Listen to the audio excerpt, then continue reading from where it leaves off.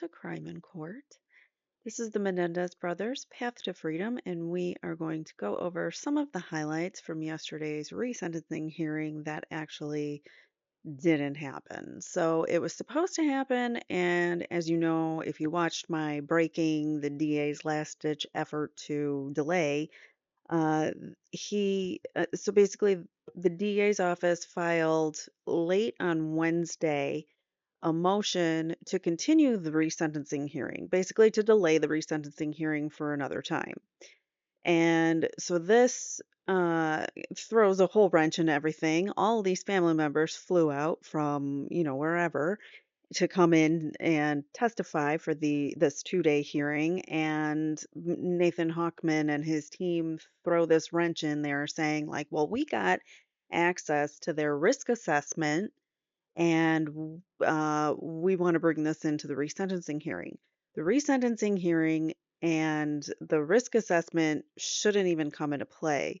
As even though the governor said, the judge will have access to those documents once they're completed if he wants them, that doesn't necessarily mean that the two paths are the same.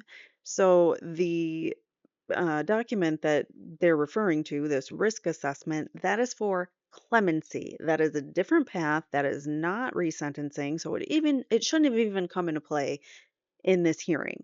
Yet here we are, last minute, last ditch effort, trying to delay the hearing by saying, well, we got access to this just 2 days ago. Well, why didn't you tell us 2 days ago?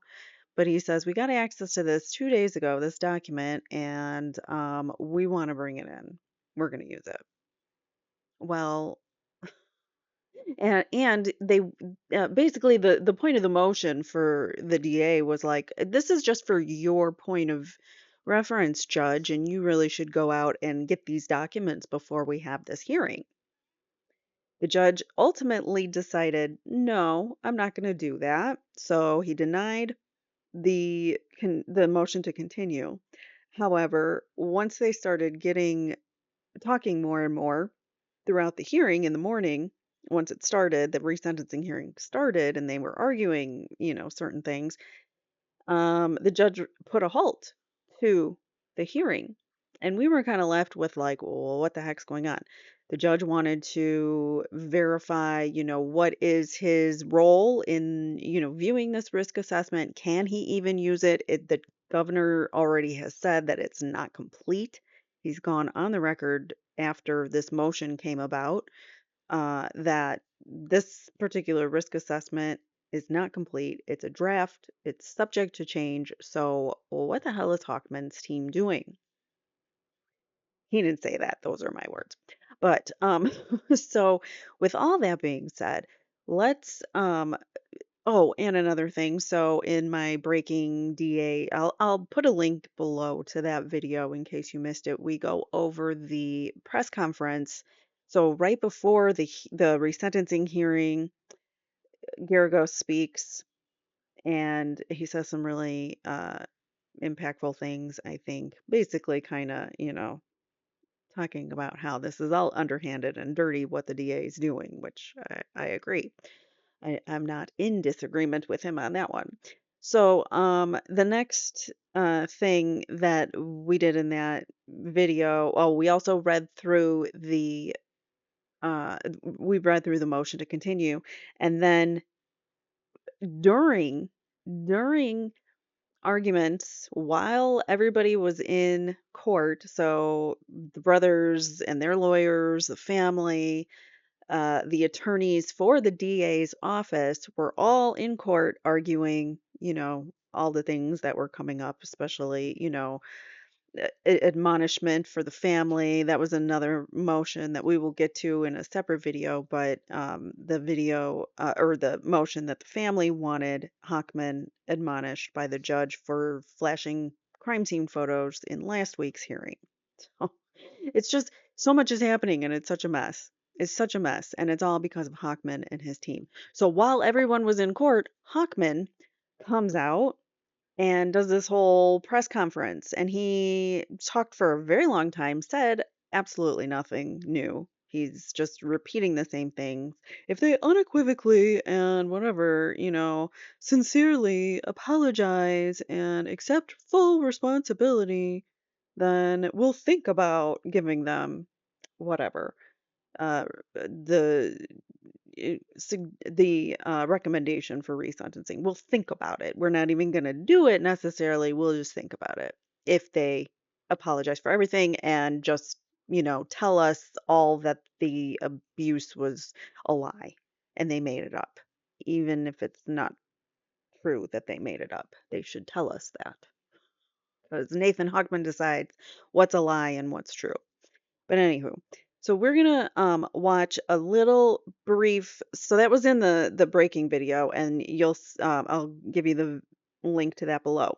This is kind of what happens afterwards. So court is on a recess. This is an update from NBC LA, and they are going to give us an update on what went on in the courtroom while all that arguing went on. So here we go. Please hit the like button if you haven't already. And let's get started here. Oh, let me unmute it. That'll help. It's the question in front of the judge, right back to those core resentencing issues that we were all here to see if the judge were to resolve to begin with. From the bench, Judge Michael Jessic has said that just even given the idea that this risk assessment is out there and this information is out there, there's no way he would reach a decision today or tomorrow during this resentencing hearing about how to resolve all of this, meaning we're not going to find out at the end of the resentencing hearing that's happening right now whether or not the judge believes the brothers should be resentenced, and we're not going to proceed even taking those witnesses, hearing the argument from the attorneys, until the judge says he has clarity about whether or not he can access this information, this report, this risk assessment report. Do you see the mess Hockman has done? So before we even go further, I should clarify, and this comes out later in a press conference after the day ends. So basically what happened was, so clemency, like I said, clemency and resentencing are two separate things. They should not have the same person on those cases. But what the DA's office did somehow was got Habib Balian, who is like, I guess he's the lead prosecutor on this, because he's been doing the arguments in court. He is also on the record for being on the file of their clemency. So he's in charge of their clemency too, which he never should have been, and that never should have happened. He should not be in charge of both or on record for both, because he got these parole documents due to being on the record for their clemency. Whereas it should have been a separate attorney who never should have had any kind of access. It's a conflict of interest. They should not be on the resentencing and the clemency at the same time. So he had access to these parole documents because he's on both. And that's the only reason that they're trying to pull this crap. And that's the only reason they got the documents. So it's very suspicious, you would think.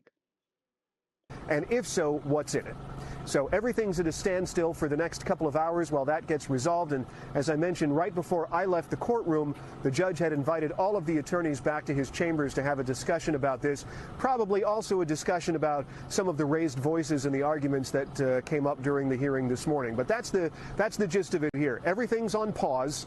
They're going to try to get some clarity about whether or not this risk assessment will be a factor. And depending on the outcome of that, we'll find out at 1:30 if the hearing is going to go on, witnesses are going to testify, and lawyers on each side are going to make argument about why the brothers should or should not be considered for a resentencing. So they took about a 2-hour break so the judge could learn about, what his how he can, if he can, use this risk assessment document. That's the governor's document. Does he even have the ability to look at it? There's, this thing called governor privilege. So is it just the governor's document? Is it Can it be shared? These are all questions that needed to be answered prior to going on, according to the judge, thinking, now that Hockman's team brought this up, they're like, oh, yeah, I guess we do need to know this stuff. So, whatever. Back. Oh, that was the end of that. Okay. So, let me exit out of there and let me flip screens here. All right. So let's move on to some updates. So these were updates from the morning of yesterday's hearing. We have this is from BBC News. So this is pictures of the family arriving. More than 2 dozen members of the Menendez family say Erik and Lyle, who are now in their 50s, should be released. Many of them have arrived for today's resentencing hearing. There's Tammy, who is Erik's wife. They married in 1999 and she has been fighting zealously for his release since. Here's Tammy's daughter, who is from a previous marriage but is an adopted daughter of Erik. And from all we know, they are very close. And she is also very supportive of his release. Here is the niece of Kitty Menendez, and her name is Diane Hernandez, but you might remember her as Diane Vandermolen, who testified in the first trial. She was pregnant and she testified to staying at the home with the Menendez family during the summer when she was a teenager. And Lyle went to her room and told her that he didn't want to sleep in his room because his dad was doing things to him. And she told Kitty. Kitty reacted poorly. Let's leave it at that. All right. So here we have. So I'm going to go through some of these updates. Not all of them are really updates of what was going on in the courtroom. So I'm not going to really get into it. So at noon, this is saying noon, but it was, I believe it was 11 a.m. their time. Anywho, I don't think this is the right time because I believe the hearing started at 9:30 a.m. So this can't be possible. But anyways, so the press enters the courtroom. These times can't be right. The Menendez hearing is now underway. It started about 15 minutes late, possibly because the LA District Attorney was giving a press conference outside the court. As I told you, that was like unreal. He shouldn't have just showed up and done this press conference while everybody was inside doing, arguments. The brothers have joined via a video link from prison. They are incarcerated near San Diego at a prison just north of the border with Tijuana, Mexico. They are wearing blue prison jumpsuits and are sitting together. They're at is it Robert J. Donovan? The R.J. Donovan Correctional Facility. Here is an image of a woman who took a more than a 2-hour train and Uber to get to this standout. There were many, many supporters came in from all over, and it was lovely to see. All right, so next update is the hearing has got off to a contentious start as attorneys representing the Menendez brothers and the victims' families spar with Los Angeles prosecutors over graphic evidence and a separate clemency report currently before the governor's office. Judge Jessic says there is no way I'm going to make a decision in the next 2 days to resentence, meaning the 2 day hearing that's taking place, he's not going to decide from the bench. So that means, he could wait and, they could hold the hearing and he could get the document and later, use that in his analysis, his evaluation. But I guess that's not how he wanted to roll with it because that's not what happened. So Lyle and Erik Menendez are appearing on a video feed from prison wearing cobalt blue prison uniforms. They have remained silent throughout the initial hour of the hearing. Mark Garagos, the Menendez brothers' defense attorney, says he will ask for the Los Angeles District Attorney's Office to be recused from the case. More on that later. All right, so Mark Garagos, the lawyer for Eric and Lyle Menendez, accused the Los Angeles District Attorney's Office of playing three-card Monte with various aspects of the brothers' case, including parole and clemency proceedings. Again, like what I said, they're not supposed to be on both, and here they are. Let me make that a little bigger for you guys because it's really hard to see. And now it's like not centered, so that's annoying, but at least you guys can see it. All right, so where was I? He accused the DA's office, Mark Gergos, accused the DA's office from withholding reports and information from the defense team. Hence the comprehensive risk assessment that the DA's office didn't even have.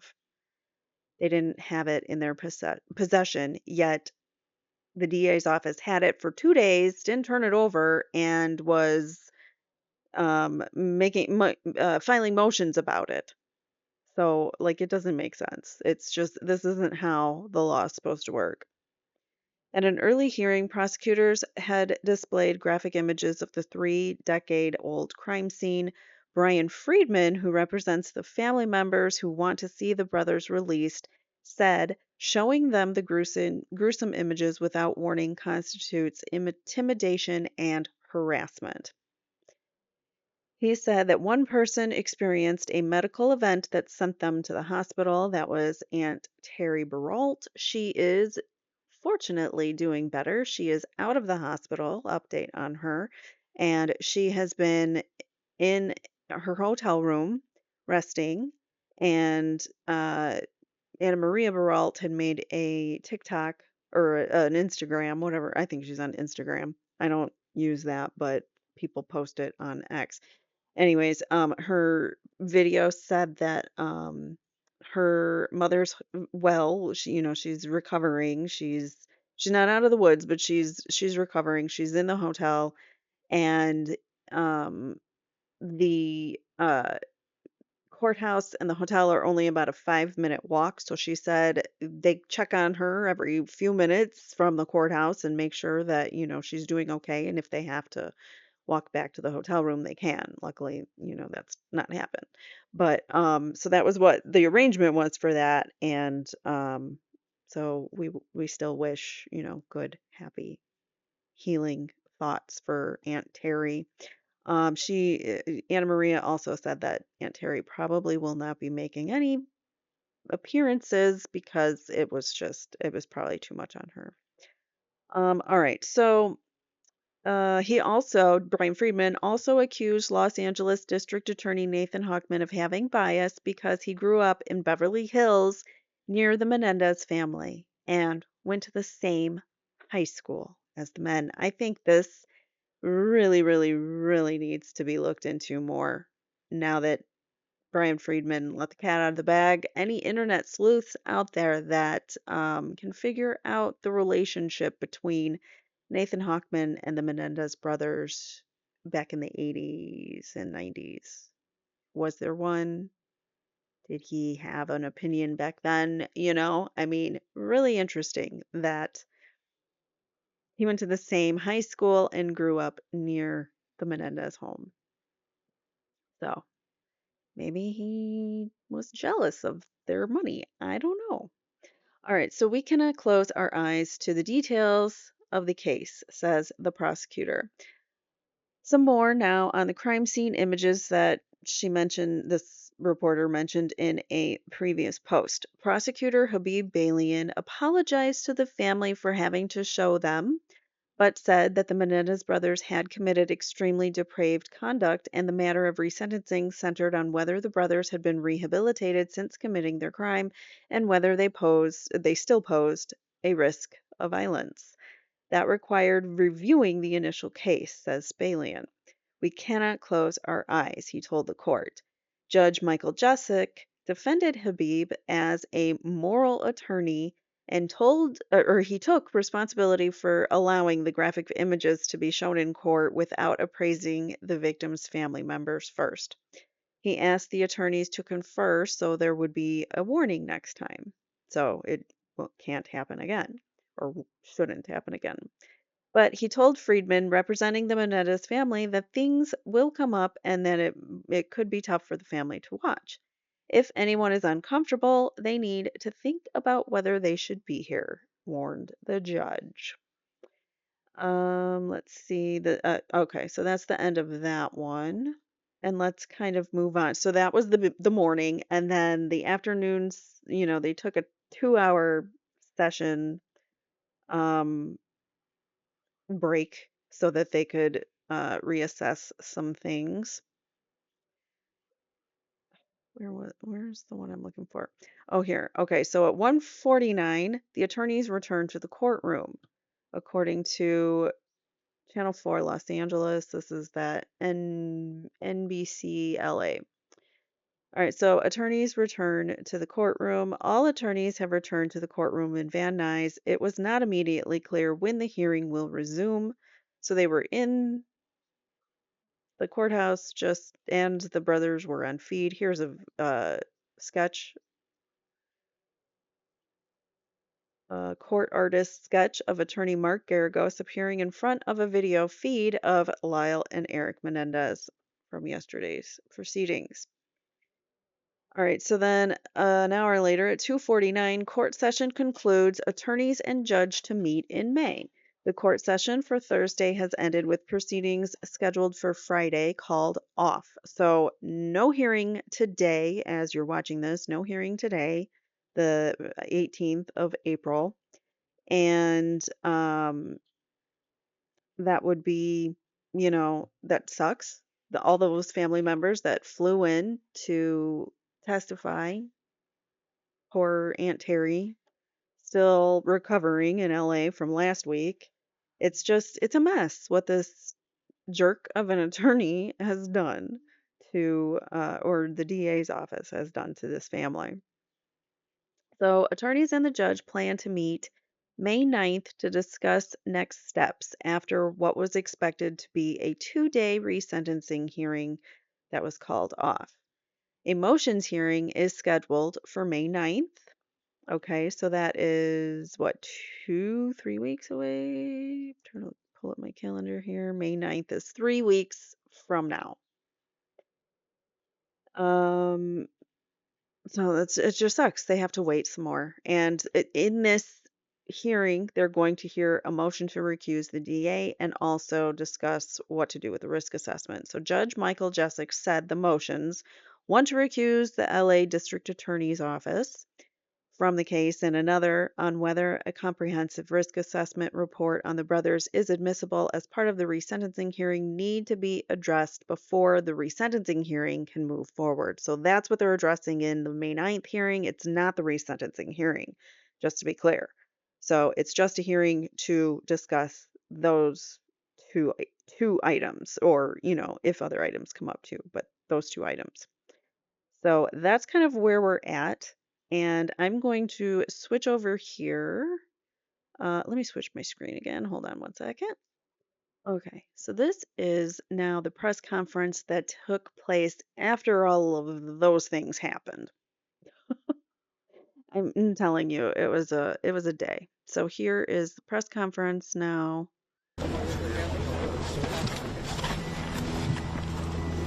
Sorry, I didn't have it. Decided is Totally right we are here. you who weren't in the courtroom. What was ultimately decided is we are filing a motion to recuse. Hold on, let me get this set up here. You want? So they're filing a motion to recuse, he's saying. Yeah. For those of you who weren't in the courtroom, what was ultimately decided is we are filing a motion to recuse the district attorney in this case. We set a date of May the 9th. The family does not want to go through this charade anymore with the DA.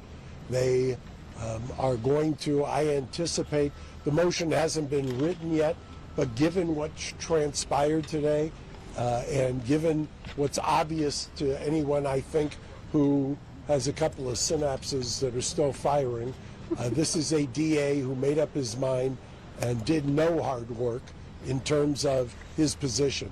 He is vindicating no one's interest.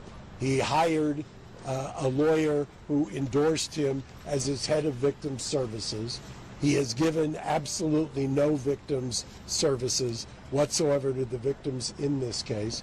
He has taken a position at all times that is not supported by the law. It's not supported by the facts. In addition to that, as everybody already knows from last time I've talked about it, the two deputy DAs that he had, that he inherited from the previous administration, he gave freeway therapy to one, Mr. Lunsford. By the way, for those of you who are in the weeds, when Pam Bozanich lost by having a hung jury on the first trial, she was banished to Norwalk and was not allowed to try the second case. When Brock Lunsford made the cardinal sin of following the law and the facts and initiating a resentencing for the Menendezes, one of the first acts, even before he was sworn in, was to banish Brock Lunsford to guess where? Norwalk. I don't know what's the matter with Norwalk. I'm sure it's a very nice place, but if you end up there as a DA, that's not exactly the pinnacle of your career. Nancy Thieberge, who was had a very Maybe that's why Pam Bozanich is such a bitter hag now because she got booted to Norwalk when she lost her case to the Menendez brothers. So that maybe that's where her grudge comes from because she got booted and basically demoted. very illustrious career in the DA's office. He actually kicked out of the office. John Lewin, who spent 18 months as a commentator, anybody that would put him on TV during the previous administration, criticizing the Menendezes, was promoted to major crimes, which is the plum assignment in the office. Habib Balian is his direct supervisor as the assistant head. You now have in addition to all of that, you have Mr. Hochman taking positions and doing press stunts that, in my humble opinion, not only violate his duty to the law, but violate his duty to the state of California, the county of Los Angeles. The ultimate insult, I believe, was last Friday when the grisly crime scene photos were thrown up unexpectedly in violation of Marcy's Law, which, as Mr. Friedman ably pointed out, is a constitutional provision. We believe that directly caused the traumatization, re-traumatization of Terry Baralt, who I'm happy to inform is now out of the hospital, but was found unresponsive. Mr. Hochman's solution, or his answer to her being traumatized, was at best weak-kneed apology, and to promptly have Kathy Cady, his supposedly walled-off head of victim services, arrange a rather failed protest at which he spoke on that Sunday morning while Terry Baralt was in ICU. Mr. Friedman has also articulated today, on behalf of the victims, further grounds for recusal, but all taken. The standard for recusal in this state under Penal Code Section 1424 has been met. We plan on filing that. I would have done it sooner. However, I wanted to get this hearing done. Unfortunately, to recuse a DA's office requires 10 court days under the code, and you have to give notice to the Attorney General. So anticipatorily answering some of your questions, I would suggest you ask Mr. Bonta what his position will be as the Attorney General and the Chief Law Enforcement Officer of the state. Yes. Is it your contention that the DA is biased in this case? Yes, under a recusal motion, so that you understand, is that there is the appearance of impropriety and actual bias and on behalf of the DA. Anybody who witnessed him driving out here from the West Side enclave where he lives to do a press conference this morning to say nothing except to violate what was then a confidential document in front of the cameras. So even just talking about the comprehensive risk assessment, he's violating the fact that it's a confidential document. He shouldn't have been talking about it to the press. And then to scurry off, I think would be probably exhibit 27 of the motion to recuse. It's not just, what's the what? Where is the bias? Okay. This idiot. I don't know who that is. But he asks, "Where's the bias?" Are you kidding? Have you ever like followed a case before? What are you talking about? Does Nathan Hochman like exudes bias in this case? If you don't understand the bias, you'll just stay tuned and we'll read. Mark, you brought up flag it Beverly to you. Hills High School. You brought up that he's from I didn't bring up Hills, Beverly but what Hills did High you School, Mr. Kovacic. Mr. Friedman did. Give him credit. I brought up everything I just detailed is what I brought up. That will be part of the But does motion. that come into play here? Everything is fair game. When you do an analysis based on the analysis we have done, based on recusal motions which I have filed in the last 25 years and won in this county, this is about as righteous a recusal motion of a DA that I've ever had. How frustrating is this for your clients? This is now the third time we've had this Do you want the comprehensive risk assessment admitted in court or not? I haven't seen it, so I don't know how to answer that question. This is the third time we've had this resentencing hearing postponed. How is the family feeling right now? Well, let's be accurate. Friday was not postponed. Friday was the hearing on whether they could withdraw. Yes, you're actually right that November 25th was postponed. The family did not want that. I didn't want that. You are right that it was postponed due to the wildfires. Obviously, that was something that severely impacted Southern California.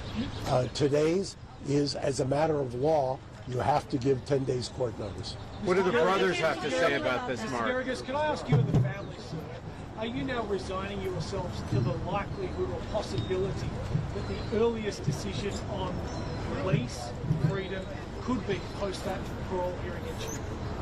No, I'm not at all.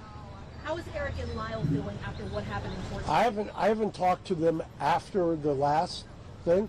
Obviously, they're cautiously optimistic. I mean, there are a lot of reasons to believe that that when we do the resentencing hearing, that we will get Judge Jessic to reduce this to a manslaughter and release them on time served. That's what the goal is here. The goal is not, as I stated in court, to get a 50 to life and to convert this into a parole hearing. The goal here is very simple. If this were not a high-profile case, you can go do your own research. There have been at least 10 cases recently where the resentencing takes place and the inmate is released immediately on LWOPs. That is not unusual. If it wasn't for all of our accumulated masses here, that's what would have happened in this case. But because it is what it is, this is a case that cries out after 35 years for a reduction to a manslaughter and a release, immediate release. With that, I got one more question that I'm going to let Mr. Friedman answer. Could I just ask you, you sound very confident on your refusal motion. Are you saying you would be surprised if the DA is not kicked off the case? Are you that confident in your the case you have? There's part of me that thinks that the three deputies in that courtroom would welcome it, but that's a whole different issue. Yeah, and there was one more question. He didn't really answer the question, but he made a comment that maybe other people aren't happy with this administration either. Um, Somebody had asked a question, I think it was on X, about who would take over and what would happen. I believe, I'm not sure what they do in California, but from what I know of like watching other cases, they would most likely put like a special prosecutor on. So it would probably go to a different DA's office where they would assign a special prosecutor. So it'll be like somebody, a different DA who's not even familiar with the case probably and has to get all reacclimated and whatever and assign a new special prosecutor. So that's probably what would likely happen if he gets recused. Although I don't quote me on that because I'm not sure if they do things a little differently in California. Every state might be different. So Meathead. First time in a press conference. That's my affectionate nickname Why for the him. concern about allowing the CRA to be admitted today? Can you explain why it's not relevant? Or if I've got your ABC just sent me over your new contract, but you're not allowed to read it. Will you sign it? Anybody else? What? I can't hear you. What? everything on hold until If the recusal is granted, then who's going to prosecute if the DA is not? So that's why I said ask Mr. Bonta. Under the law in California, under Penal Code Section 1424, you must give the Attorney General, who is the chief law enforcement officer in the state, notice of your motion to recuse the district attorney. He gets to weigh in. Mr. Bonta will either say, yes, I agree, no, I don't agree, or I will leave it up to the judge. So that's why it takes 10 court days, because they have to be given notice. To clarify, is everything now on hold until this May 9th date? No one's testifying tomorrow. Correct. There is, to clarify, the court date that was reserved for tomorrow, nobody's going to testify. Mr. You want to see your contract? You want to see your June 13th? you want to see your contract before you sign it, or you want to just sign it? Okay, I do. No, but why not? I didn't get a raise this year. Remember how this started? Yeah. Remember how this started? It's Brian Friedman, attorney for the families. Remember how this started today? Without notice to the families, as they're required to receive under Marcy's law, which is a California constitutional provision. Your constitutional rights, their constitutional rights. How this started was a blanket notice that we got yesterday, which was like a 5-page nothing motion that said, we want to continue the hearing of today. So all these people flew out to be part of a process and here in good faith to help, share honestly about their experience, about, all sorts of things that are relevant here. And they flew out, they were ready to move forward. It was the DA's office that brought a motion to continue this. While we were arguing the motion to continue this, Mr. Hochman was busy out here with you guys pontificating on whatever, however horrible this crime was, which is not even the standard of what we're talking about. The standard is about rehabilitation.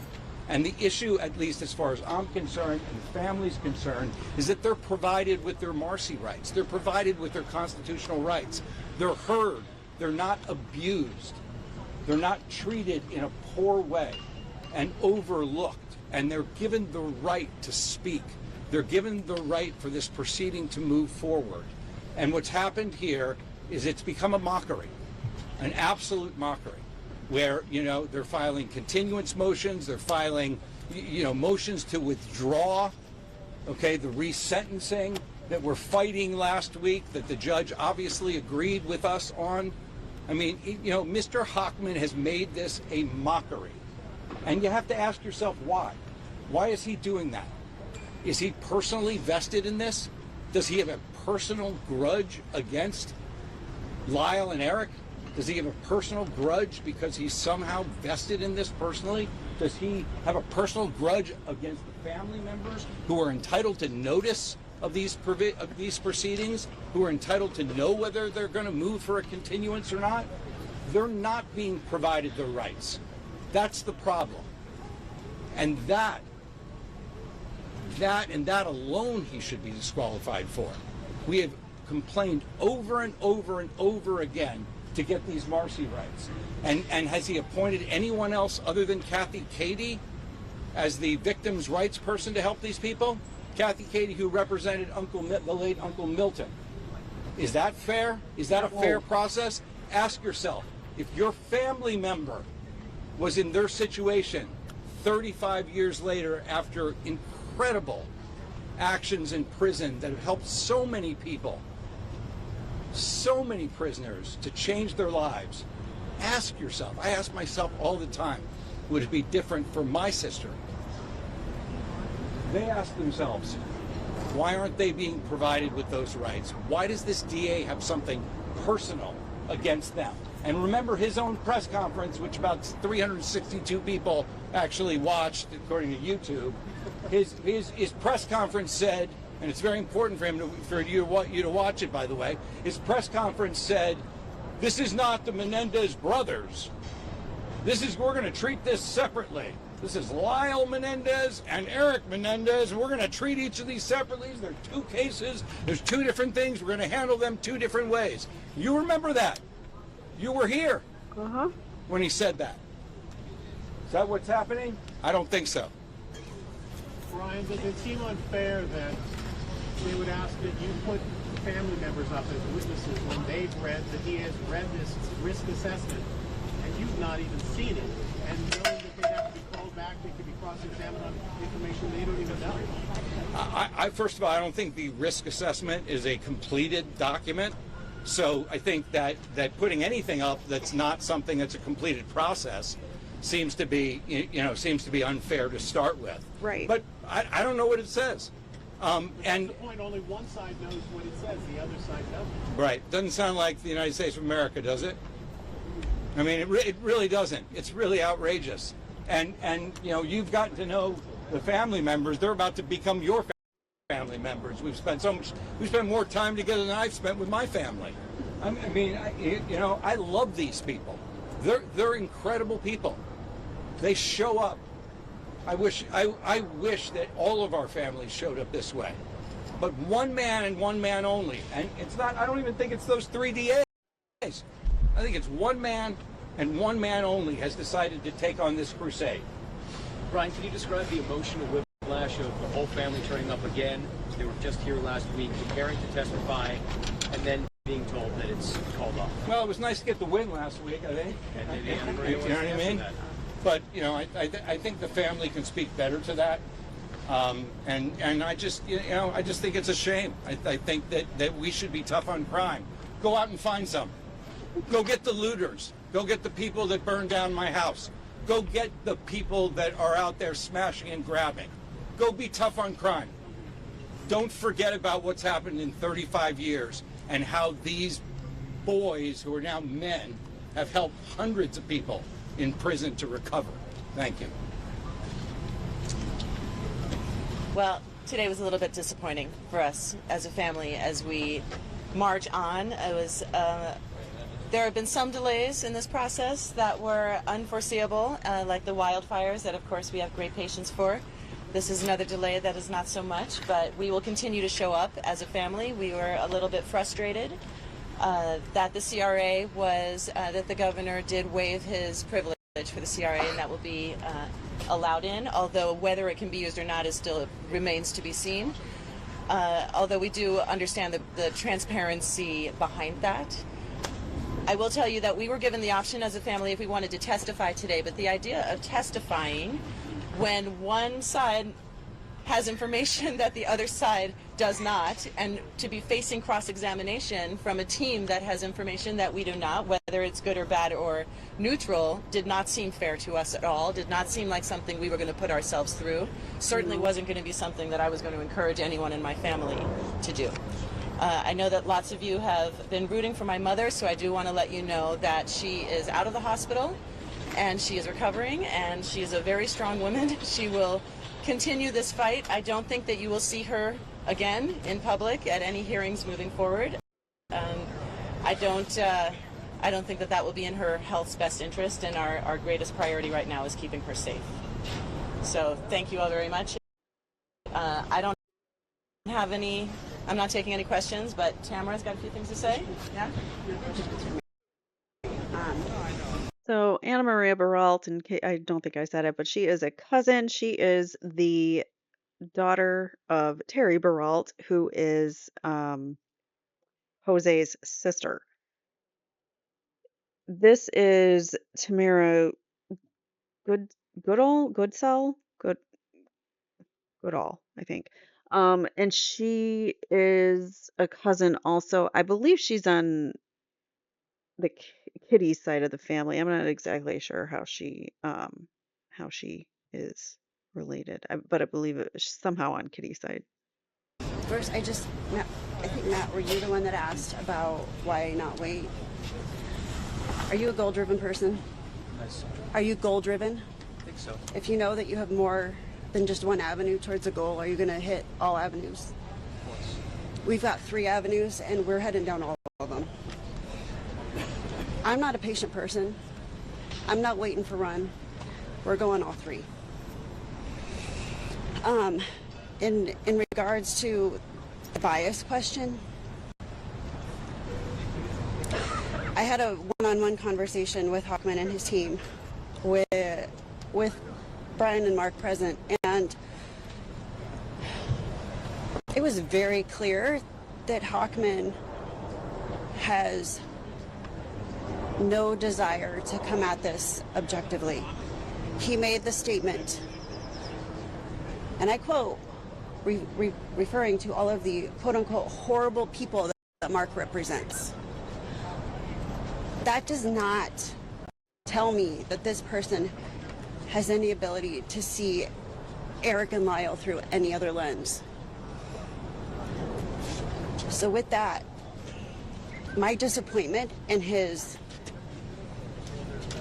inappropriate, belittling, and abusive behavior that day, I don't feel safe with him or any of his team. So with that, I'm really, really, although I would have loved to see what we could have done today and tomorrow, I'm relieved to know that we're going to move on with the hearing on May 9th. So Hopefully without Hockman. And by the way, for those of you who are asking, this is a woman who asked specifically to have a separate, when there was a meeting with the DA, to meet with him separately. I was there, Brian was there, and they met separately. She was abused. That's the only way you can put it. She was abused. She likened it, and I don't want to victimize her even more, but she likened it to spousal abuse in the way that she was demeaned. You can see the emotion that she had. She was ridiculed. She was attacked. I was appalled. I sat there and I was actually stunned by the way she was treated as a victim. When you ask, why do you think he's got bias? Exhibit A, right there. She asked to meet separately. She asked to address her concerns because she had very personal concerns. And instead of being empathetic, she was attacked, and it was appalling.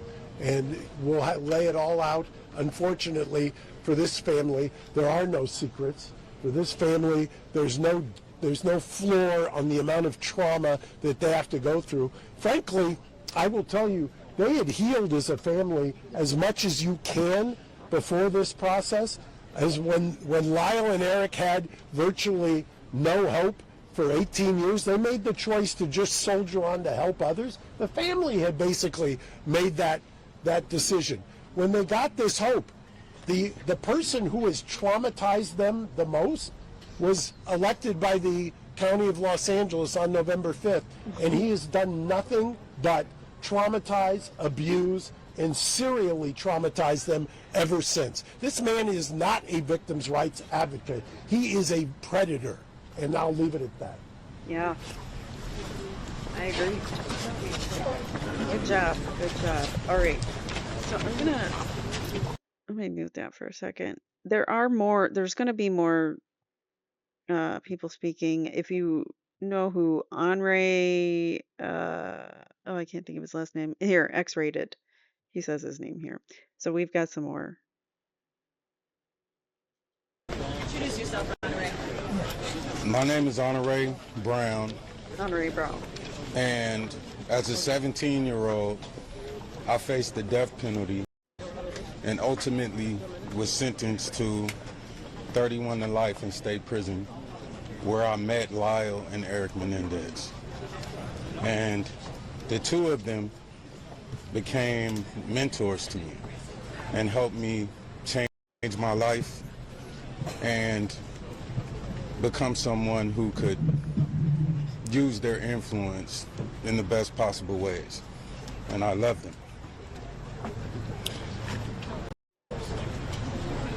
In 2012, Senate Bill 260 came into law, and I became eligible to go to board as a youthful offender. And Lyle and Erik helped me prepare for that. As the only person here who's actually taking a comprehensive risk assessment, I want to point out a few things. One of them is we have to talk about how the district attorney came to be in possession of the comprehensive risk assessment. I think it's a disservice to Lyle and Erik to leave that out. The comprehensive risk assessment, the governor said that he would provide the judge with a copy of that if he so chose. The district attorney appointed one of the ADAs as a representative in the clemency process. The clemency process and the resentencing process are two separate things.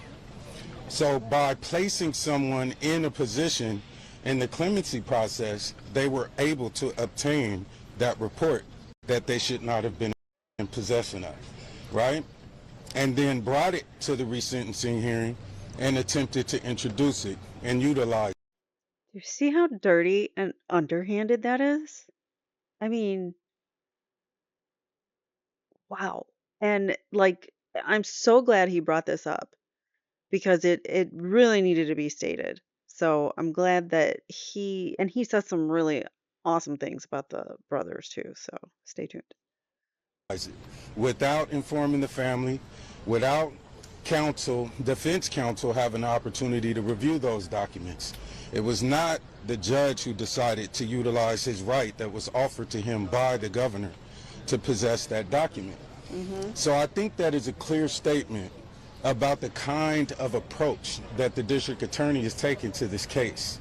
And it speaks toward that unspoken disdain or some type of grudge that we're experiencing. But I'm going to shift to the fact that Lyle and Erik, who had no hope of ever leaving prison themselves at the time that they met me, decided that a kid from an urban community who had been convicted along with 5 other people under the felony murder rule of a gang-related homicide had potential to become something greater than what he was. And they took me under their wings individually and then collectively when the 3 of us, when they were reunited with me at R.J. Donovan in 2018. Me going to board, having the opportunity to tell my story and to be an advocate for them, me being free, me having a career, my children, and standing here in front of you to speak on their behalf is a direct result of the change that they made and the decision they made to take care of and to provide other people with opportunities to have hope that they did not possess themselves. They did not have an opportunity to go home. There was no concept of that. And they were in there fighting for other people and creating opportunities for other people such as me to be able to be free. That's why I feel compelled to stand here and tell you that they are 2 of the most phenomenal men that I've ever met in my life. I believe that Lyle Menendez is a phenomenal human being. I believe that Erik is the most emotionally intelligent man that I've ever met in my entire life. I consider them my big brothers, and I would still be in prison with a life sentence if I had not met those brothers by the grace of God. So I believe that the district attorney has used underhanded means to come into possession of that document. It is very important to point out that the comprehensive risk assessment was generated as a result of the clemency hearing, the clemency process. The resentencing process is a completely different thing. They're 2 separate things. So as journalists, I encourage you to take a look at that and ask yourselves, why was it necessary for someone who was not in a position who someone had to be removed as the district attorney participating in that clemency hearing, in that process. Someone had to be removed in order for someone else to be placed there so that document could be possessed and utilized to disrupt this particular process, right? I'd just like everybody to take a look into how that came to be.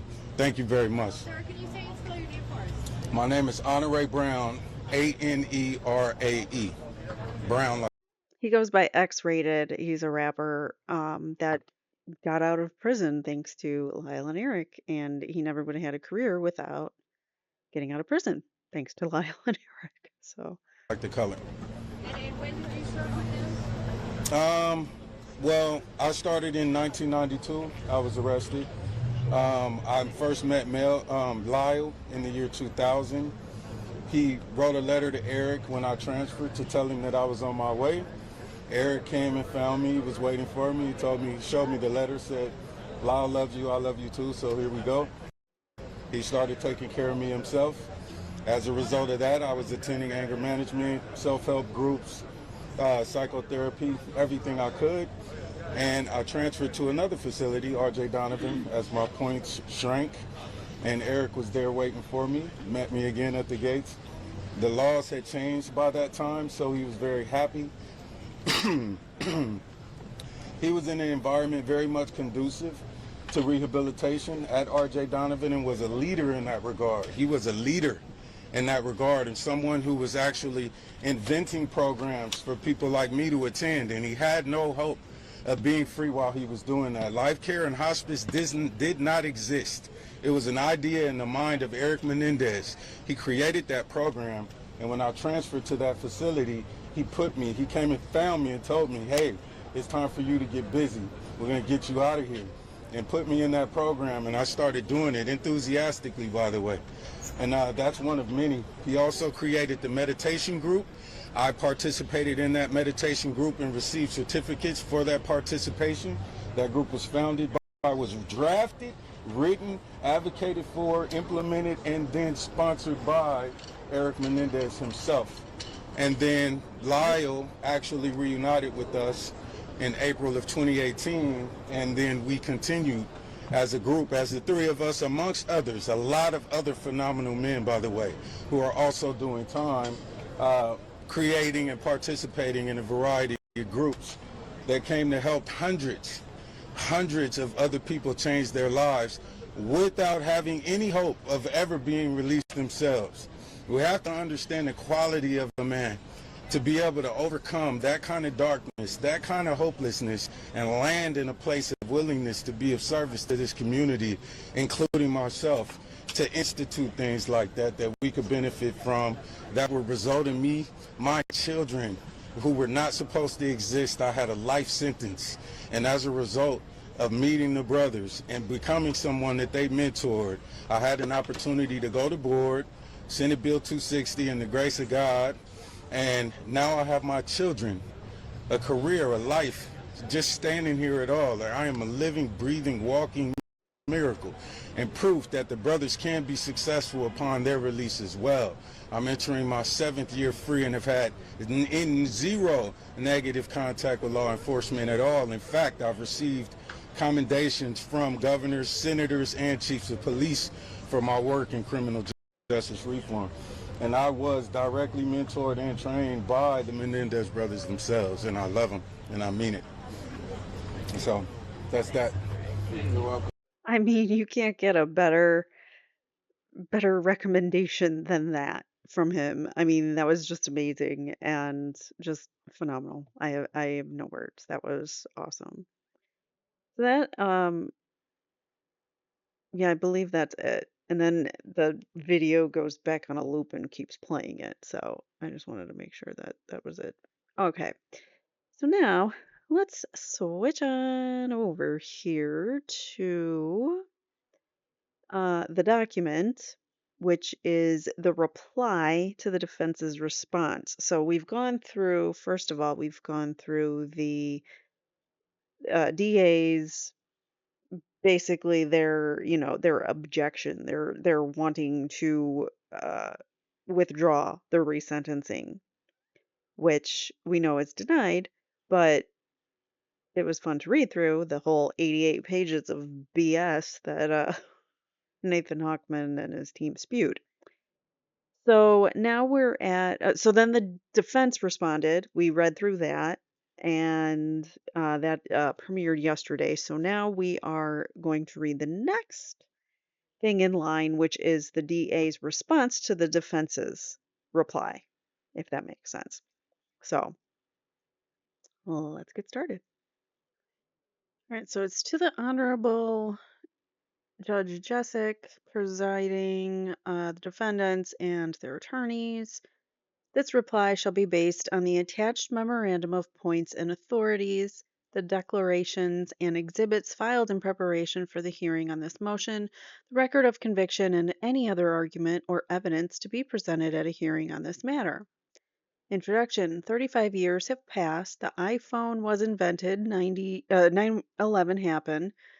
This is a dig at the uh, defense's response because they went into all these things that have changed it in the last 35 years, and the brothers too have changed, and yet here they are like mocking them, saying those same things. And then the Menendez brothers are still lying.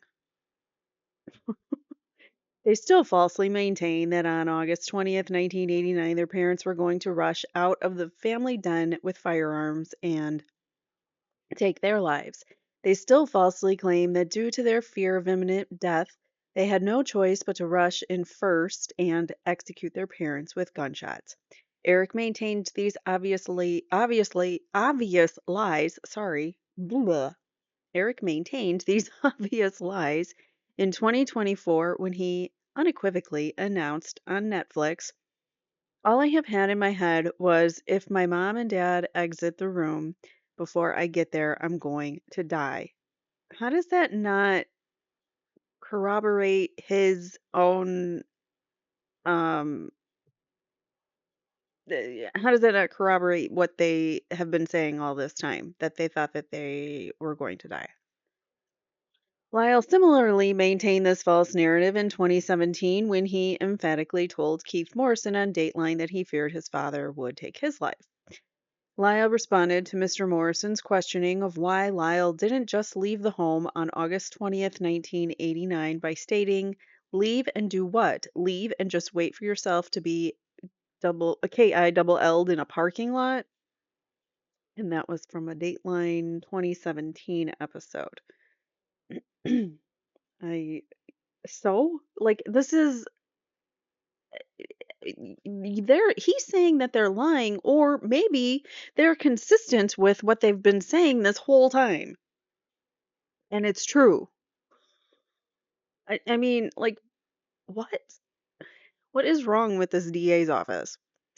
Even though Erik and Lyle continue in public to maintain this counterfactual self-defense theory, defendant's reply to People's motion to withdraw the request for resentencing completely ignores this fact and never even mentions the term self-defense. Even though Erik testified at both trials that he took his parents' lives not because of any SA, but because he feared they would take his life. Even though Lyle testified unequivocally that he ran to get his gun because he believed it's happening, they're going to KILL us. No mention of self-defense, not even once. Is that not self-defense? Is that not self-defense if you think that someone's going to take your life, that you defend yourself? Then is that not the exact definition of self-defense? Instead, defendant's reply attempts to refocus the issue on SA allegations, stating that the crime was manslaughter, not the other M word, based on a lifetime of SA. And the question of SA was the centerpiece of the whole case. Well, it was. Did you not listen to the 50 plus people that testified for the defense that talked about it? The defense does this even though the jury clearly rejected any manslaughter and self defense claims and convicted the defendants of both. One, 2 counts of lying in wait, first-degree homicide, and 2 conspiring to commit homicide to their parents. This is false because the first jury had manslaughter on the table, they had the self-defense claims on the table, and they couldn't decide. When it got to the second trial, it was almost as if there was a certain verdict that the court and the prosecution were trying to direct because the manslaughter self-defense claims were not on the table anymore. At least they couldn't claim that it was self-defense. So, how are you saying that the jury clearly rejected self-defense when the jury never heard self-defense? They were never given that. And all the essay stuff never, or not all of it, but a lot of it didn't come into the second trial. There was ample testimony at both trials about self-defense, and yet the defense has strategically ignored this testimony and focused on the alleged abuse. The defense must do this because Eric and Lyle have given them no choice. They continue to perpetrate the same self defense lies that they first uttered almost 35 years ago. Or they're telling the truth and they're sticking to it, is another way to look at it. To recognize this fact would be to recognize that at their core, Eric and Lyle have not changed. The defense must instead refocus the issue on the alleged sexual abuse, hoping to distract this court from the illegitimacy and absurdity of the defendant's self defense trial testimony and continued lies to support this false claim.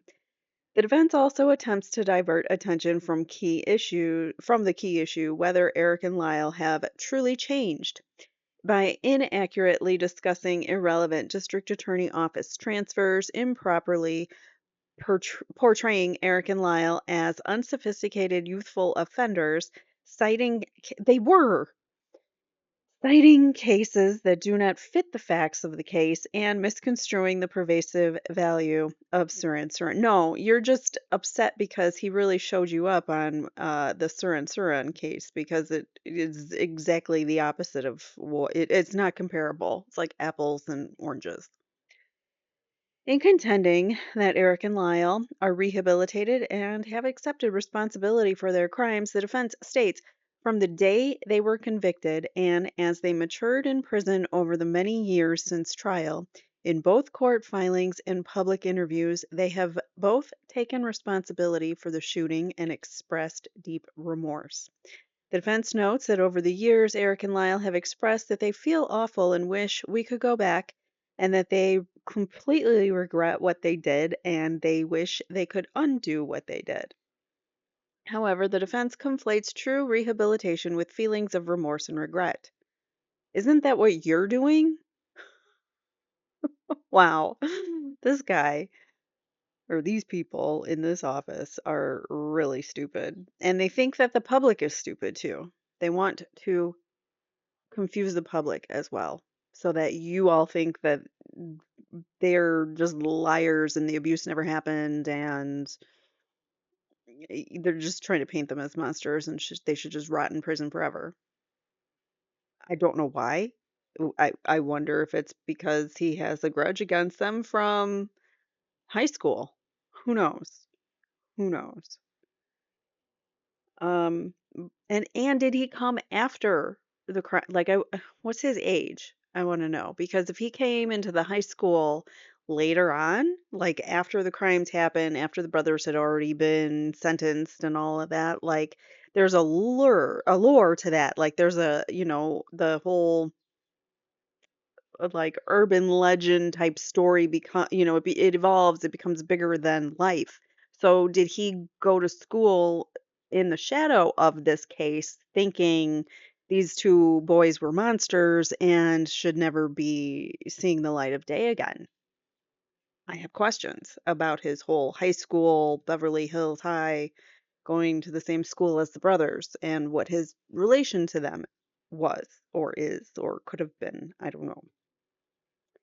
But these concepts are very different. There is no doubt Eric and Lyle regret taking their parents' lives and wish they could go back in time and change things. But Eric and Lyle's current feelings are not new. In fact, during direct examination in his first trial on September 20th, 1993, Lyle said, "I just missed the connection I had with him," meaning his father, "and I felt, I guess, very guilty in seeing my grandmother and people hurt." Yet, during the same trial, where Lyle expressed his remorse and regret to the jury, he also testified to an implausible set of events anchored on the core testimony of self defense. At that same trial, while expressing remorse and regret, Eric and Lyle are also attempted to, and actually did, conscript people to lie on their behalf under oath. Nothing is new, nothing has changed. No doubt the world has changed, but Eric and Lyle have not. Okay. Where's your proof that they haven't changed? I mean, there is so much in their rehabilitation record and their C files that prove this otherwise, that the boys have not changed, because they surely have. Although remorse and regret are necessary for one to achieve rehabilitation, they are separate concepts. At its core, true rehabilitation must include a full and complete recognition and understanding that what one has done is wrong. One must understand and acknowledge the seriousness of one's crimes. One must understand and acknowledge the depravity of one's conduct. Most relevant for Eric and Lyle to be truly rehabilitated, they must understand and acknowledge the lies they told to cover up and mitigate their their conduct. Well, they have. They did admit to those lies. They admitted to them on the stand in the first trial. Go watch it, Hawkman. It's on Court TV and my channel.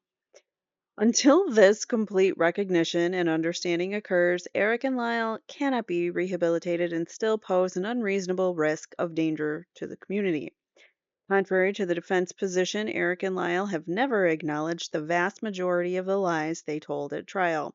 As the jury found, the fact remains that Eric and Lyle premeditated and planned to take their parents' lives. They then brutally executed them with shotguns in a methodical and calculated manner to stage the crime as a mafia hit, picked up all the shotgun shells and dumped the evidence of their crimes in a gas station trash can and over a hill, tried to execute their pre planned alibi, and then dramatically lied during a 911 call and to the police once they arrived. When caught and prosecuted, they changed their lies multiple times over a number of years and even asked multiple witnesses to lie on their behalf.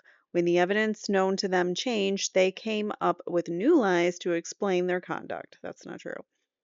These outrageous lies occurred when Eric was not just 18 years old, but 18 to 24 years old, and Lyle was not just 21, but 21 to 7 years old after they had the assistance of skilled and highly experienced counsel. Among many other lies, they have never acknowledged the following.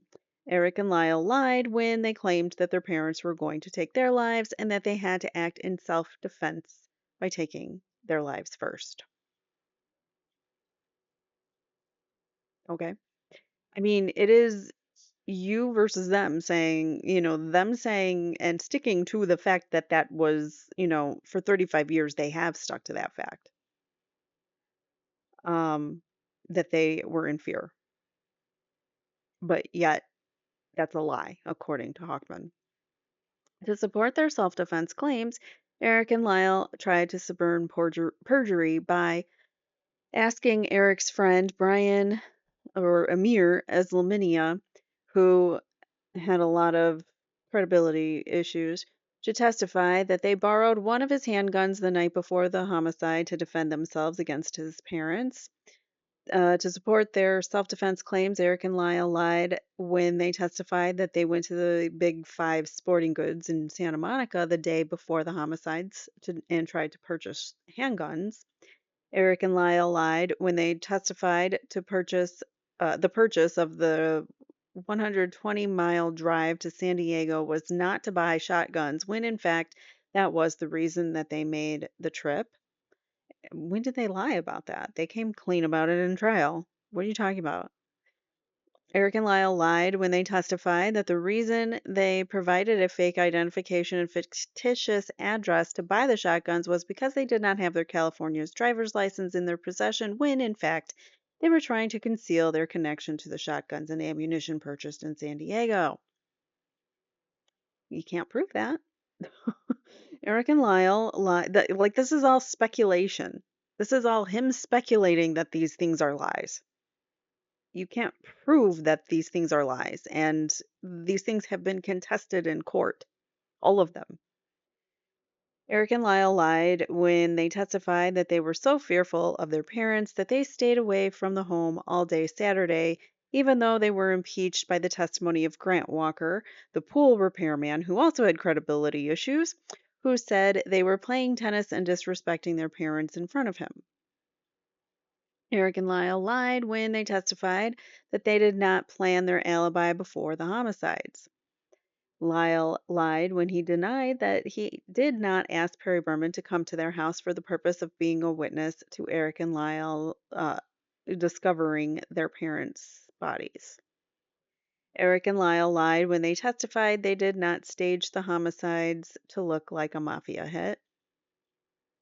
But it didn't look like a mafia hit. It was shotguns, which the mafia doesn't use, and despite Hockman repeatedly saying that they were both kneecapped, it's not true. Lyle, so who's the liar now? Lyle tried to suborn perjury by recruiting his girlfriend Jamie Pisarcik to falsely testify that his father had drugged and violently arred her. Eric and Lyle lied when they testified that the mother was so dangerous and unpredictable that she tried to poison the whole family. Eric and Lyle suborned perjury when they solicited Lyle's girlfriend Tracy Baker to testify. Lyle's a ladies' man, huh? When he got his girlfriend to tried to get his girlfriend to testify that she was present when the mother tried to poison their family. Eric and Lyle lied when they testified that they thought their parents would take their lives during their Saturday afternoon fishing trip. Eric and Lyle lied when they testified that they burst into the den with their shotguns, that it was too dark to see, but that their parents were standing up and or moving towards them. That's not a lie. And also contested in court. Eric and Lyle lied when they testified. I mean, all these things are. Eric and Lyle lied when they testified that they rushed into the den and shot their parents in self defense because they feared that their parents were going to shoot them first in that evening. Eric and Lyle lied when they testified that Dr. Ozio blackmailed them into confessing on tape to taking their parents' lives. Well, he kind of did, like, coerce them. So, I mean, they're not totally wrong. In sum, Eric and Lyle have not changed. They continued to lie about their crimes and the fact that they perjured a wildly mendacious self defense story to justify taking their parents' lives. Accordingly, Eric and Lyle have not been rehabilitated, according to the DA's office.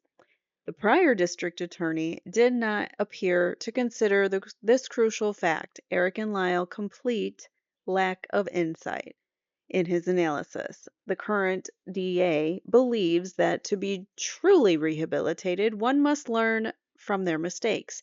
But to do so, one must fully recognize, acknowledge, and accept complete responsibility for the full breadth of one's criminal conduct, including, in this case, the central lie of self defense and all the lies involved in suborning and attempting to suborn perjury to cover up those crimes.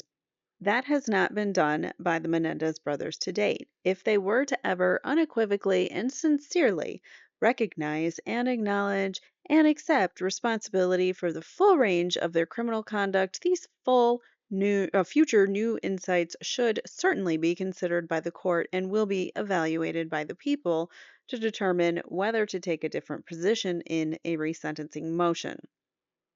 Though this pathway was offered to the Menendez brothers, they have chosen to stubbornly remain buried in their 30-year bunker of lies, deceit, and denials. Wow. Who is in denial and in a 30-year-old bunker of lies? Not the brothers. It's definitely not the brothers. I mean, I think they're projecting a little too much. In ensuring true rehabilitation and public safety, the complete lack of insight is undoubtedly a legitimate concern. As such, this court should allow the district attorney to withdraw the previously filed resentencing motion under VASA. The people and the defense agree that this court should allow withdrawal of the original resentencing motion if the court finds that the district attorney has a legitimate reason to request a withdrawal. The people and the defense agree that a resentencing motion should not and cannot be withdrawn based on a mere change in the political winds. However, as the defense correctly asserts in their reply, the people should be able to withdraw the district attorney's if the district attorney identifies a legitimate basis for doing so, which you have not done so yet. So there is no legitimate reason. The resentencing provisions of the Penal Code provide the district attorney with truly awesome powers. If granted, a petition provides the power to change a life sentence without the possibility of parole to the sentence that potentially releases an inmate. This power should not be exercised lightly. Here, after conducting a substantial reevaluation of the entire case, including the review of most of the 50,000, most, not all, of the 50,000 pages of trial transcripts, thousands of pages of exhibit pleadings and prison records, hundreds of hours of videotaped testimony, and interviews with the Menendez family members where you abused them, defense counsel, prior prosecutors, meaning he probably talked to Pam Bozanich, and law enforcement. And the people now assert that they should not put forward a motion for resentencing based on a rehabilitation analysis that excluded the most fundamental aspect of rehabilitation and public safety, whether an inmate continues to perpetrate a false narrative to mitigate the severity of his crimes. Well, he's saying that there was nothing in their motion about resentencing and rehabilitation. Well, first of all, he didn't have anything about his resentencing and rehabilitation, and it was the defense's reply to their reply. So there's that. And they did call out the fact that the DA only talked about it on like page 83 for like a page or two about rehabilitation, and it was very brief and it was all wrong. So this case gives me a headache. Um, so there's that. And they talk about all of the resentencing and rehabilitation and all of the programs and everything in the resentencing motion itself. So why do they need to rehash everything? They said, see that motion. We're not going to rehash everything. So this is a very weak argument. All right, next up. The people and defense agree that an inmate's lack of insight into their crimes constitutes evidence that the inmate currently poses an unreasonable danger to society. Erik and Lyle's complete lack of insight justifies withdrawal. Erik and Lyle Menendez have made substantial efforts towards rehabilitation from prison. The initial resentencing motion recognized this fact. The people still recognize this fact, but when tasked with ensuring public safety as the district attorney is tasked, this can only be a part of the equation. The full test is whether, despite all of their rehabilitative efforts and education, Erik and Lyle have learned the most important lesson. Have they learned that it is wrong to try to get away with a violent homicide by perpetrating a lie? Have they truly changed? Quite simply, this is called insight. This is so condescending. The defense agrees with the basic legal principle that the defendant's lack of insight into his crime and failure to take responsibility for it may constitute some evidence that he currently poses an unreasonable risk or danger to society. This concept is grounded in common sense. If someone premeditates and commits a brutal and violent homicide, lies to cover up their crime, changes their lies over time to meet the evidence against them, and continues to lie about the crime for over 35 years, they obviously pose an unreasonable risk to society, no matter how much they regret and feel bad about what they did. But this is the thing, Nathan Hochman. You're speculating that they're lying. And in order for this whole thing to be true, you got to say that they've been lying this whole time about it. And that's not, they may have lied initially in the beginning, but they then fessed up in their testimony. So you can't just keep reiterating the fact that, oh, they lied, they lied, they lied, so they're liars. No, it doesn't work that way. They testified on the stand for days about the horrific things that they experienced growing up, and you can't make up that emotion.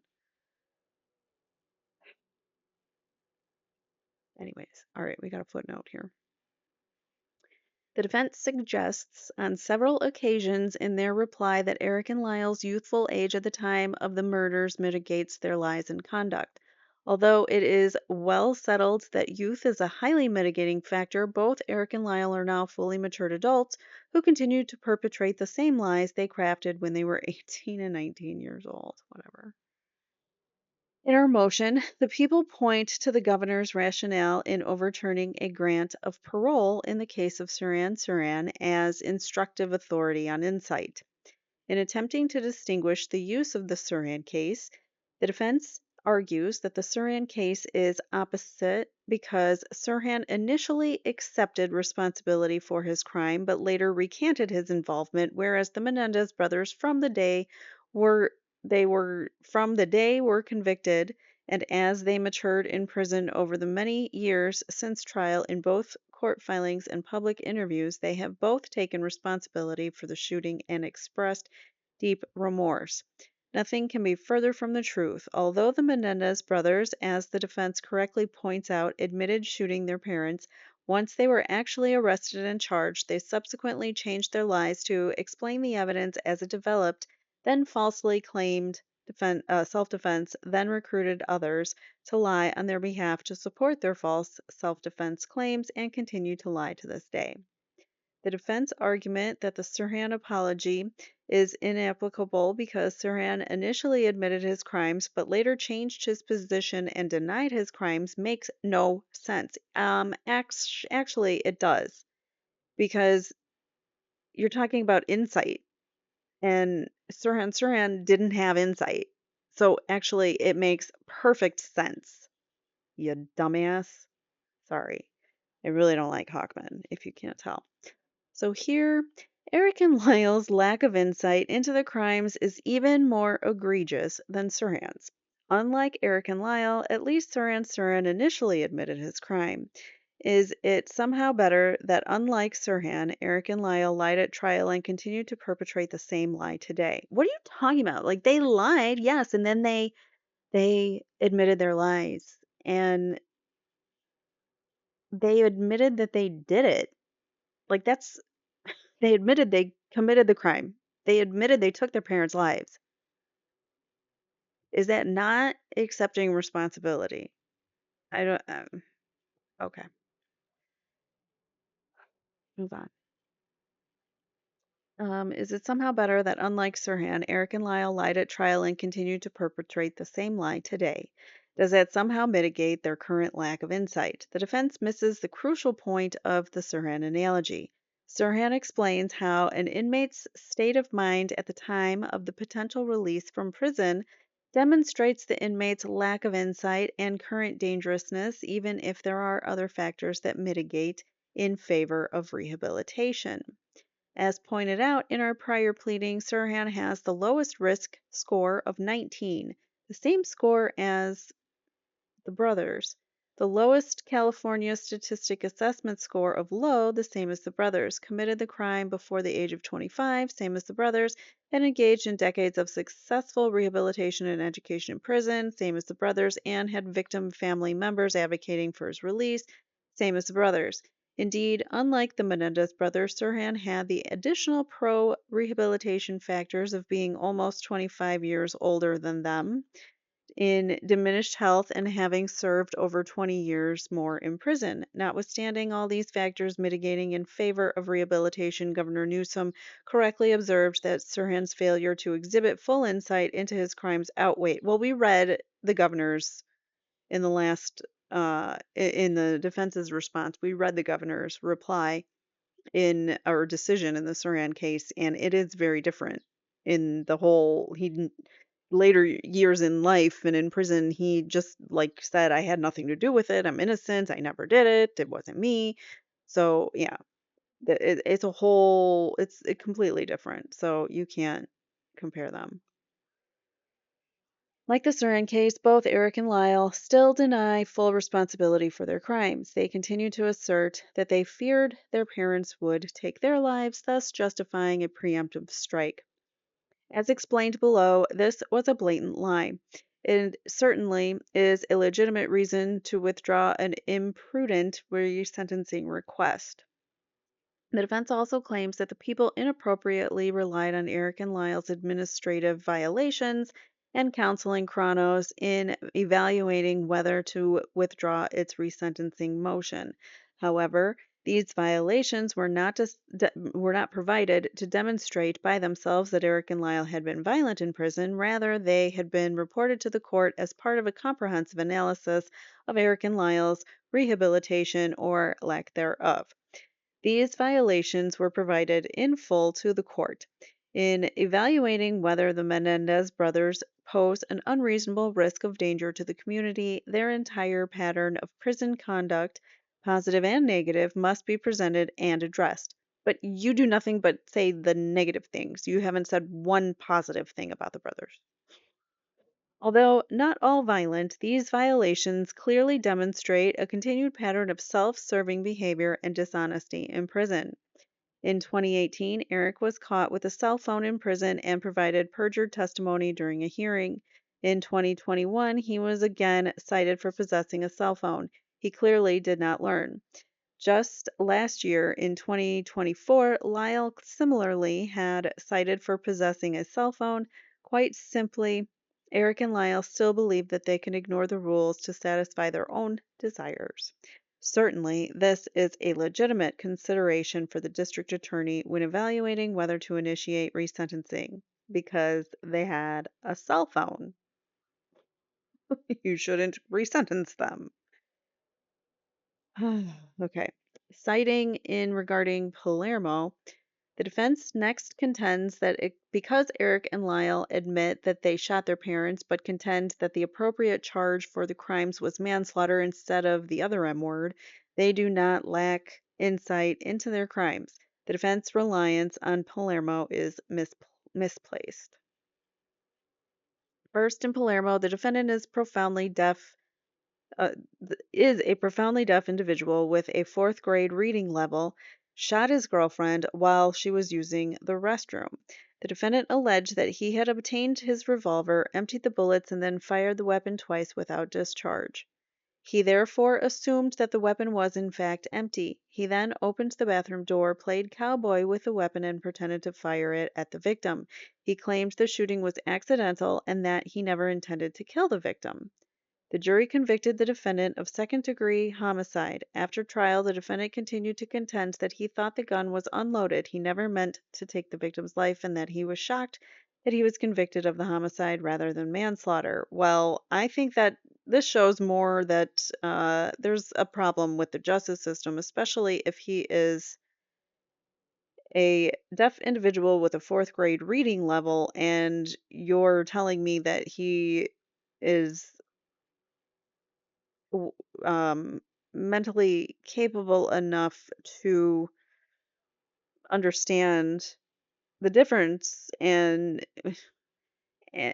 for the jury to take it as homicide, the other M word, and not manslaughter is kind of ridiculous because it was an accident. If he didn't intend to, intention is behind the M word. So at this parole hearing, Defendant maintained this position. His prison record was very good. In holding that the defendant's belief that the homicide was manslaughter instead of the other M word did not support a conclusion that he lacked insight into the crime, the court noted, among other things, that the homicide of the victim was not so calculated and evil as to indicate, without more, that he remains a continuing danger to the public 21 years later, and that he has expressed remorse and accepted full responsibility for the homicide, albeit believing he is guilty only of manslaughter. Accordingly, as noted in defendant's reply, the Palermo court placed great emphasis on the fact that the defendant admitted responsibility by contending that the homicide was a manslaughter instead of the other M word. So, just because the defendant disagrees with what the state's theory of the case is doesn't make the defendant a liar. If they're, in the appeals process, when they say, well, I'm taking responsibility for what I did, but I'm saying that it was manslaughter, it was an accident, it's not the other M word. That's appealable. You can do that. You don't have to be like, well, no, sir, I believe it was this other one, the other M word, in order for me to get out. That's not how it works. Here, by contrast, Erik and Lyle, who were not profoundly deaf with a fourth grade reading level, but bright and well educated young men at the time of the homicides, do not contend that they are guilty of manslaughter. They contend that they are not guilty of any form of homicide since they took the parents' lives in self defense. As best stated by Erik, as recent as 2024 on Netflix, what the attorneys were arguing was the honest but the unreasonable belief that I was going to die, which I didn't agree with because I believed it was an honest and reasonable belief that I was going to die. I believe that any person, if they lived my life, I don't see how they couldn't have believed that they were about to die. And that's a quote from Erik. Again, I think these support that the brothers were severely abused. But what do I know? That position is not imperfect self defense. That position is not manslaughter. That position is simply not guilty of any crime. No, it's not. What? What are you talking about? You crazy, Nathan Hawkman. I mean, for real. I don't know what the hell you guys are on, but give me some, please, because you guys are in a different reality. Second, unlike the defendant in Palermo who shot his girlfriend while pretending to play cowboy thinking the gun was empty and was convicted of second-degree homicide, here the Menendez brothers engaged in premeditated, willful, and deliberate first-degree homicide by taking calculated steps before, during, and after the homicide.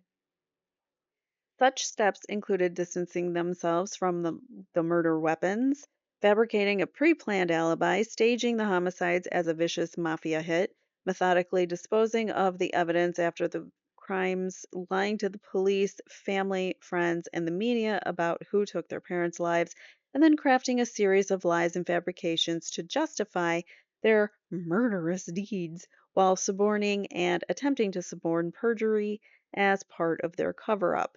Thus, while the Palermo court could reach the conclusion that the defendant's homicide is not so calculated and evil, the facts well support the opposite conclusion in the Menendez brothers' case. So he's calling them calculated and evil and liars.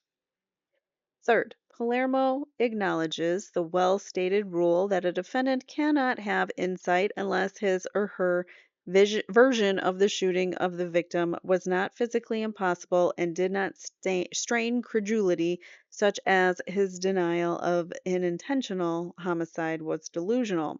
As noted in the defendant's reply, where an inmate's version of the offense is impossible or highly implausible on its face, continued adherence to that theory may support an inference of current dangerousness. Here to say that Erik and Lyle's version of events on August 20th, 1989 is highly implausible on its face is an understatement. In addition to the facts outlined above, the following are a few of the many facts which demonstrate that Eric and Lyle's self defense claims was outright a lie, let alone facially implausible. To support their self defense claim, Eric and Lyle had to create an impression that their father posed a violent danger. To do so, Lyle attempted to recruit his girlfriend, Jamie Pisarcik, to testify that Lyle Menendez drugged and violently armed her. He refused to do so. He didn't actually need to do this because so many other people testified and said that, nobody liked Jose. He was rude. He was awful to people. He was abusive verbally to people he worked with. He was not the nicest of people. There wasn't really anybody. Even Pam Bozanich says now in like an interview at some point, she said that they couldn't find anybody to put on the stand to be supportive of Jose, really, or to say good things about him because nobody wanted to. There aren't any people in this world that could have said anything nice about him, except maybe his mother, and she's gone. But even that, I mean, she was abusive to him, so who knows? So, all right. Eric and Lyle also needed to support their false fear that their parents were going to take their lives on August 20th, 1989. To do so, they attempted to recruit Eric's friend, Brian Eslaminia, to falsely testify that the day before the homicides, they were so fearful of their parents that they tried to borrow one of his handguns. Lyle's script, contained in a letter to Eslaminia, was discovered, confirming this attempt to suborn perjury. To support this false, we were fearful that our parents would take our lives narrative. They also recruited Lyle's girlfriend, Tracy Baker, to falsely testify that Kitty Menendez was violent and dangerous and tried to poison the family. Baker followed through and provided perjured testimony on this topic, as did Eric and Lyle. Therefore, I believe that she did. She was nuts. I don't think that this was actually a lie, but maybe it was him like reminding her you were there and this is what happened. I don't know. Maybe it is a lie, but I do know that Eric and Lyle both felt that Kitty was poisoning the family, and Jose thought that too. That's what they testified to. Thereafter, another Lyle's script contained in a letter to Baker was discovered. As a result, Baker did not testify in the second trial. To support their fake fear that their parents were going to take their lives, Eric and Lyle also falsely testified that they went to the Big Five Sporting Goods in Santa Monica to purchase handguns to defend themselves, an impossibility since that Big Five Sporting Goods store had not sold handguns in the prior 3 years. They also drove 120 miles to San Diego to purchase shotguns using a fake identification and fictitious address, even though they could have purchased those shotguns at the Big Five in Santa Monica so they could distance themselves from the guns that they used in the premeditated homicide. Lyle and Eric testified that they ultimately used the shotguns. Eric went to his room to get his shotgun, and Lyle went to his guest house to get his. They both then ran to Eric's car and loaded the ammunition, which for some reason they had not already loaded into the shotguns that they kept in their rooms for self defense against their parents. The entire description illustrates maybe they did have like one, but maybe they felt they needed more. They needed to load it up. I don't know. Who knows? The entire description illustrates how unreasonable the idea of maintaining shotguns for self-defense against their parents was. It makes no rational sense that even if they decided, maybe they thought that if their parents found their shotguns and it was loaded, that they would turn it on them. So they kept bullets separate? I don't know. Perhaps. It makes no rational sense that even if they decided that they would keep shotguns for self defense, they would not keep them loaded and at their disposal. Eric and Lyle needed an explanation as to why they took both their parents' lives with shotguns after they finally got caught taking their parents' lives with shotguns. Their original intention was not to be caught, and they never intended for law enforcement to track the guns back to them. When law enforcement did, they had to come up with a new story that accounted for the evidence. They also had to account for the fact that they feared not just that their father was going to take their lives, but their mother as well, even at the point at which she had been shot and was lying bleeding on the ground. Their story that they had to reload to shoot their mother at point blank range in the face because they had an actual fear she was going to take their lives. At this point, also strains credulity. Can't talk right now. But no, that doesn't, because they were acting in fear. They were in the fight or flight response, and they were acting out of they weren't acting out of ration or emotion, they were just like acting out of adrenaline, pure adrenaline, and trying to uh self uh, preserve, trying not to die. Lyle and Eric alleged that they didn't flee the family home because their father was all powerful and would have found and took their lives anyways. As Lyle testified, we should stay in the house where it might be more difficult just to take our lives without anyone knowing, and we would at least know where they are. How would staying in the house make it more difficult to take your lives without anyone knowing? If anything, it would make it easier to be KILL'd. It would be easier to hide a homicide. They would be staying in the same house with the people who wanted to take their lives. This is a blatant lie to cover up. It doesn't have to make sense to you. They're not thinking rationally, you moron. They're in fight or flight all the time, and it's stressful and it makes you do some crazy things that you don't think are rational when you're not in that situation. So this is a blatant lie, he says, to cover up the fact that the people intending on doing the homicide were Eric and Lyle, and the people they intended on offing were their unsuspecting parents. They had to explain why they purchased shotguns on Friday and continued to stay with people that they claimed wanted to take their lives before taking their lives on that Sunday. Eric and Lyle both testified that their fear of their parents was so severe that they stayed away from the home as much as possible on Saturday. On Saturday, after they tried to practice using their shotguns at a shooting range and purchased more ammunition, they testified that they drove around all day to avoid being home. This story is demonstrably false because Grant Walker, the Menendez pool repairman, was repairing the spa that day and saw both boys at home cursing at and arguing with their parents at the home that day. In sum, the overwhelming evidence demonstrates that Eric and Lyle fabricated their self-defense claim. Their story does not make sense. It is therefore facially implausible and cannot from the basis for current insight under the Palermo analysis. Here, the district attorney has properly considered both Eric and Lyle's current attitude toward their homicides in determining whether they have been rehabilitated.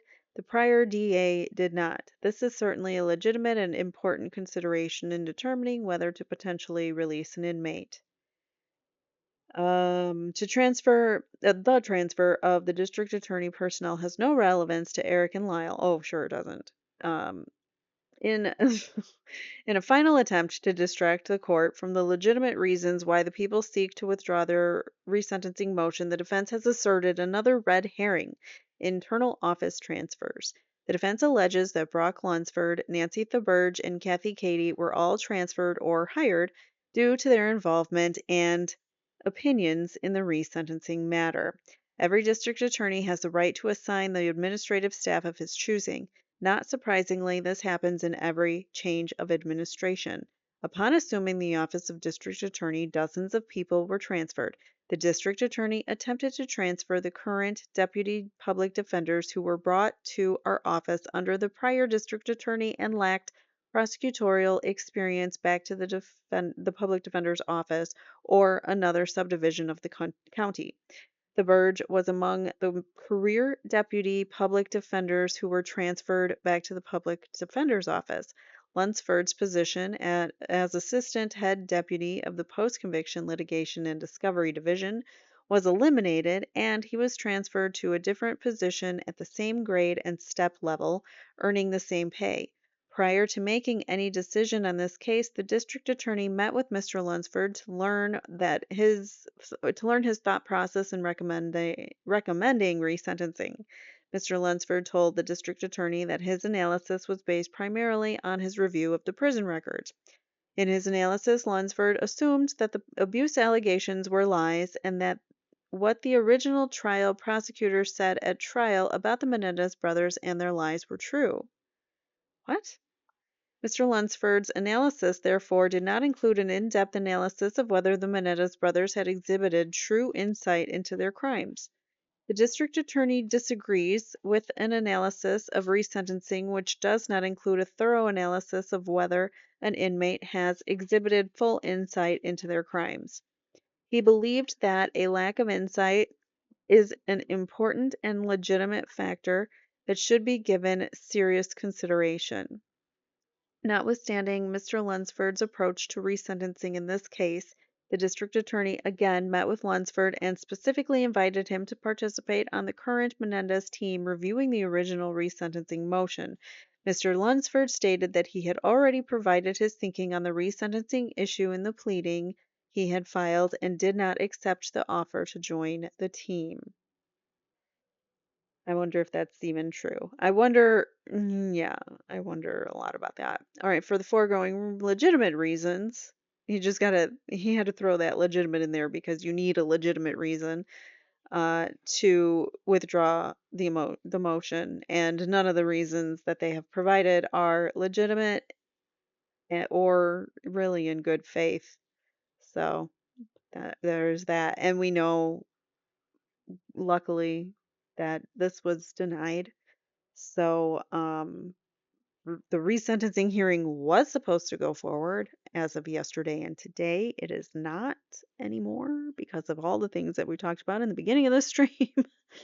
So, unfortunately, that is the case. Unfortunately, we have to wait a little bit longer for justice, but I think this is the right move because it doesn't make sense that they would have testified when there's this risk assessment out there that one side has and the other doesn't, and they're playing dirty, as you can see. So it's a good thing to recuse them. And like Garrigo said, he had intentions of filing a motion to recuse Nathan Hochman prior to this all happening, but now that it has happened, I mean, it's time. It's definitely time to file this motion to recuse, get him off the case, and now get someone assigned who can be impartial and look at the case fairly instead of having some kind of vendetta against the brothers. It's like he really does have some kind of gripe against them and wants them to rot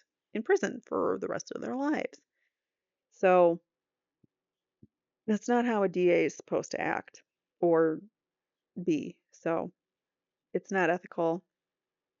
And I really hope that he is recused.